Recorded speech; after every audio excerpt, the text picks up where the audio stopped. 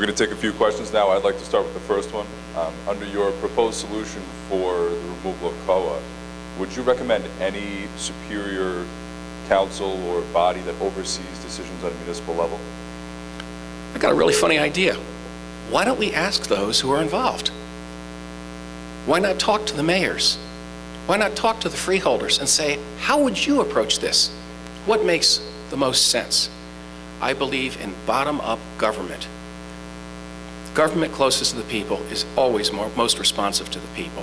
And so that's the way I would approach redesigning a system. It would not be a Soviet-style central bureaucracy dictating based on aerial photographs of towns. I would say involve the people in the decision. Thank you. Next question. Go to Dr. Woolley. Thanks. Hey, I think I heard you say that the courts should not make policy and that they have arrogated the right to themselves, the right to make policy.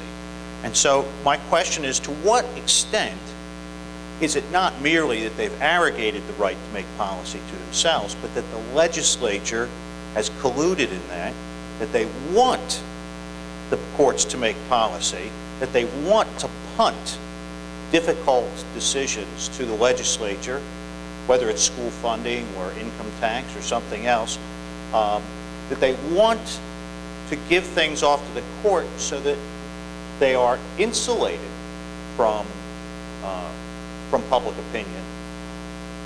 In other words, they want to hide behind the courts. Guilty as charged. The legislature absolutely has punted. And let me tell you something, it's interesting. Under federal constitutional, I don't know, I'm too close to this, I guess. Under federal constitutional law, one of the things you're required to have is a real case and controversy. In other words, when Emily and I go before the court, in the federal courts, I'm sorry to pick on you, Emily, but it's fun. She has to have a real case, and I have to have a real case. We can't go in there and say, hey court, we would like this result. Will you please make sure that we get this result? You're not allowed to use the court as an alternative legislature, and yet that's exactly what's happening. We have many cases where people go to the court because they can't get a legislative result. Perfect example was the gay marriage controversy in New Jersey. There was not enough political support to get the result that they wanted in the legislature, so they ran to the court. By the way, I don't criticize them. It was a brilliant political strategy. They managed to get the result that they wanted initially. But is it good constitutional law? Absolutely not. The legislature is made up of people, and one of the downsides of being an elected official is what's the most important thing for a lot of elected officials? Get reelected by whatever means necessary. And so if they can punt a difficult decision, they often will. That's where the governor comes in. It is up to the governor to provide leadership. He has an advantage. As a longtime legislator, I can tell you this. Think of trying to herd 120 cats, divided into two houses and further divided into two parties. It ain't easy getting things done. It's one of the reasons I believe that the legislature should be cut in half to make it more manageable and make it more responsive to the problems. The problem of the court, the problem of the legislature has been that you've had a lot of people in the legislature who are more interested in getting a result that benefits their home district than they are in protecting the rights and privileges under the Constitution for the legislature.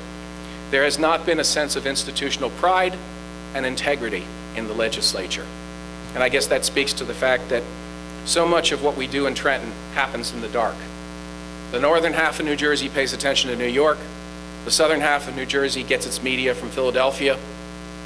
And the little cockroaches in Trenton only show up when there's light. You know, it's a problem. People in New Jersey have to pay more attention.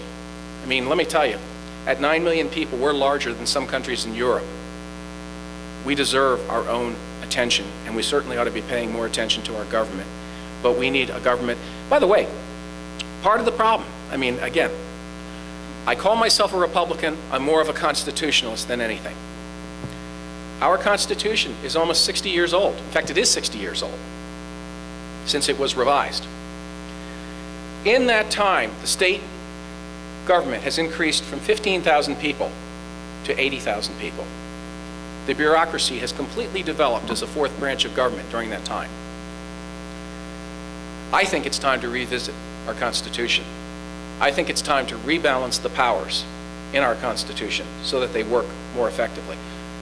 It was fine to have an all-powerful government when our state government was, frankly, smaller than some city governments. Now I think it's different. It's a very large organization, and I'm not sure that the family-style approach to it works very well, where the governor makes all the decisions for the family. I think we have to have a system that has better checks and balances. I have advocated for years that we have an elected state auditor or state controller, independently elected, so that you get honest figures.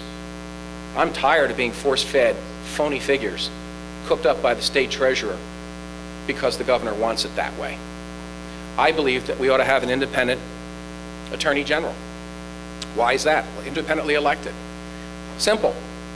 Because while Chris Christie was putting 130 crooks, public crooks, in jail during his term as U.S. attorney, I was scratching my head saying, where the hell is the New Jersey Attorney General? There was virtually nothing being done by the Attorney General.